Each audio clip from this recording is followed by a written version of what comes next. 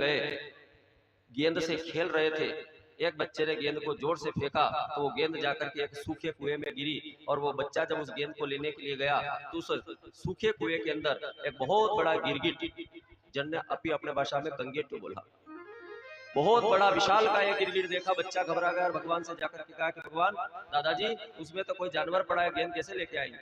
और भगवान ने जाकर के उसके अंदर देखा तो वास्तव में भगवान अंदर गए, और अंदर जाकर के भगवान ने गेंद को लेना चाहा तो अपने हाथ का स्पर्श उस गिरगिट से हुआ, और जैसे ही भगवान के हाथ का स्पर्श गिरगिट से हुआ तो उसने अपने उस शरीर को त्याग दिया और एक 4 भुजा धारण करके महर्षि राजर्षि बनकर के भगवान के सामने खड़ा।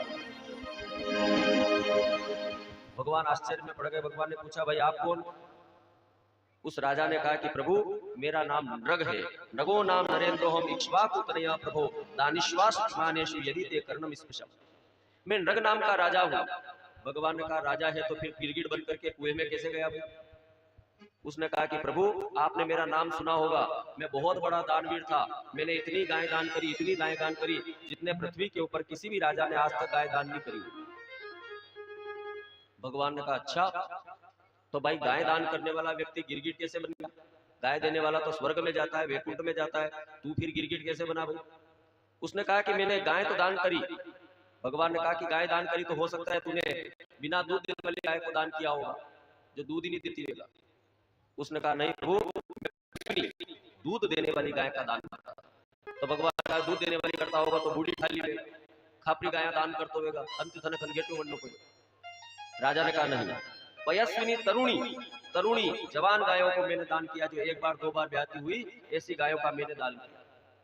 भगवान ने कहा कि अच्छा गाय भी अच्छी थी तो फिर वैसे के मारकनी गाय का दान करियो होगा, शील रूप गाय का दान नहीं, मारकनी गाय का दान करियो होगा, जंती धन कंगेटो बनने पड़ो। राजा कहे, नहीं प्रभु मैंने ऐसी गाय दान करी जो शील रूपा, जो कभी सिर नहीं हिलाए, छोटा बच्चा भी उस गाय का दूध निकाल ले तो गाय अपनी जगह से हिले नहीं, ऐसी गाय का मैंने दान किया, ऐसी गुणवान गाय का मैंने दान किया, कपिला गाय का दान मैंने गाय का दान किया। तो भगवान ने कहा कि ऐसी गाय का दान किया जो जवान भी है, न वो सीधी सादी भी है और बूढ़ी नहीं है, उसके बाद भी तू गिरगिट बना, तो वैसे कहते 2 नंबर का धंधा थी, जो पैसा कमाया होगा बढ़ती गाय लाया होगा, घर भी गाय दान करी होगा। राजा ने कहा, नहीं प्रभु गाय मैंने दान करी कौन सी? न्यायार्जिता उपालब्ध, न्याय से अर्जित किए गए धन से मैंने गाय खरीदी और उसी गाय का मैंने दान किया। तो फिर अब तू बता कि फिर तने कंगेटो क्यों बनना पड़े भैया? जब इतनी अच्छी गायों का तूने दान किया तो फिर तुझे गिरगिट क्यों बनना पड़ा?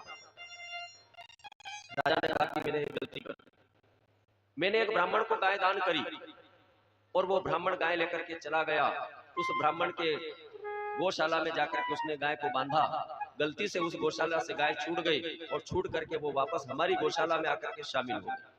दूसरे दिन दूसरा ब्राह्मण दान लेने आया तो मैंने वही गाय जो पहले दूसरे दिन दान करी थी, उसी गाय का मैंने दोबारा दान किया। जब दूसरे दिन वो ब्राह्मण उस गाय को लेकर के जा रहा था तो पहले वाला ब्राह्मण अपनी गाय को ढूंढ रहा था कि मेरी गाय कहाँ चली गई, तो वो उधर से ढूंढते ढूंढते आ रहा, नहीं ये इधर ढूंढ लेकर के जा रहा। उसने देखा कि ये गाय तो मेरी वाली है जो कल राजा ने मुझे दान करी थी। तो उस ब्राह्मण से कहा कि पंडित जी ये गाय तो मेरी है, आपने कहां से पकड़ ली इसको?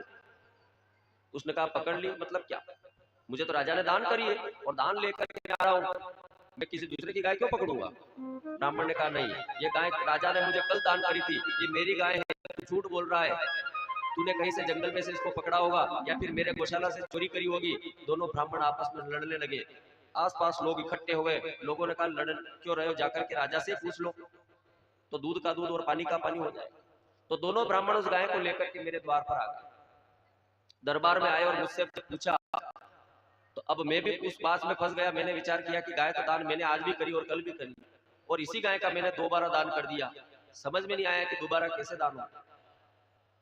अब उन ब्राह्मणों से कहा कि देखो अब गाय तो एक है और तुम 2 हो, मैंने जो कल तुम्हें गाय दान करी थी गलती से आज दोबारा दान हो गई, तो तुम चिंता मत करो, या गाय कल वाला ब्राह्मण देवता ने दे दो और आज जो ब्राह्मण देवता आए हैं आपने वो उनके बदले 10 गाय और दान कर दो। ब्राह्मण देवता ने कहा कि महाराज माने की भूख मरी हमसे मिली, जो गाय दान आपने हमें कर दी वो आप कैसे दूसरे को दे सकते हो? न बदला में 10 का पहले 100 गाय दो तो मैं लांगा को नहीं, गा लांगा तो बाकी बाज लो। राजा ने पहले वाले ब्राह्मण की तरफ देखा कि गुरुदेव आप ये गाय इसको दे दो, હું आपने के बदले 50 गाय दे दूंगा। तो वी पंडित जी ट्रस्टी मशनिवे कि नहीं अस्तर के तरफ भेजा गाय आप मने दान करिए, या गाय तो मुझ लेने जाऊंगा, दूसरी गाय कहीं तरफ ले लूं। और दो ही पंडित जी मानने नहीं होनी बात।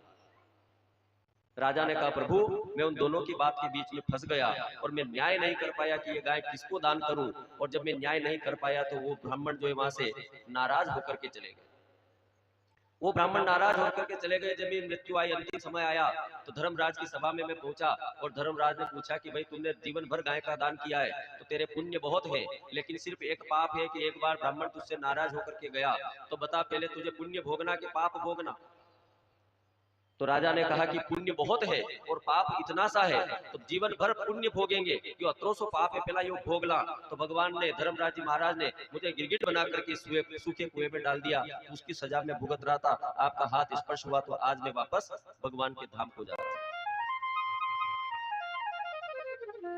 सुखदेव जी कहते हैं कि राजन, भगवान को जब ये बात पता चली तो भगवान ने अपने बच्चों को बुलाया और सब बच्चों से कहा कि देखो ये राजा क्या कह रहा है, इस बात को ध्यान से सुनना।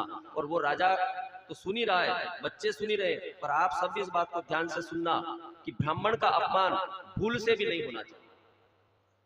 राजा ने जीवन भर गाय का दान किया, उसके बाद भी एक हल्की सी गलती होने के कारण गिरगिट बनकर के सूखे कुएं में गिरना पड़ा। और अगर उससे बड़ी गलती हम करेंगे तो विचार करना हमारा क्या होने वाला है। सुखदेव जी कहते हैं राजन, नाहम हलाहलम मन्ये विषम यस्य प्रतिक्रिया। मैं हलाहल जो जहर होता है, सबसे खतरनाक जहर होता है, मैं उस जहर को एक बार पी जाऊं। ब्रह्म से विषम प्रोक्तम, कोई जहर में पान कर लूं तो शायद मैं किसी को बचा सकता हूं, कोई जहर पी जाए तो मैं उससे बचा सकता हूं। लेकिन अगर उसने ब्रह्म देवता का अपमान कर दिया, ब्राह्मण देवता का अपमान कर दिया, तो उसका दुनिया में बचाने वाला कोई मिलेगा नहीं, दुनिया में कोई उसको नहीं बचा सकता। हिनस्त विश्वमत्तारम वरति प्रशाम्यति। सुखदेव जी कहते हैं कि कूलम समूलम दहति। जो ब्राह्मण का अपमान करता है, जो ब्राह्मण का अपमान करके उसको निरादर कर देता है, कूलम समूलम, उसका पूरा वंश विनाश हो जाता है। ये बात लिख करके ले। भगवान ने सब बच्चों को समझाया कि बच्चों ध्यान रखना, कुछ भी गलती कर देना, किसी से भी मजाक कर लेना, किसी से भी पंगा ले लेना तो मैं तुम्हें बचा लूंगा, लेकिन ब्राह्मण देवताओं से बैर मत कर लेना, ब्राह्मण देवताओं के साथ मजाक मत कर लेना, ब्राह्मणों का निरादर मत कर देना, साधुओं का निरादर मत कर देना, नहीं तो मैं तुम्हें नहीं बचा पाऊंगा। क्योंकि साधुओं का अपमान, ब्राह्मणों का अपमान, स्वयं परमात्मा स्वयं अपना अपमान समझते। एक भक्त था और वह भक्त भगवान को न मान करके अपने परिवार में रहता था। परिवार की सेवा पूजा, कोई काम होता तो वो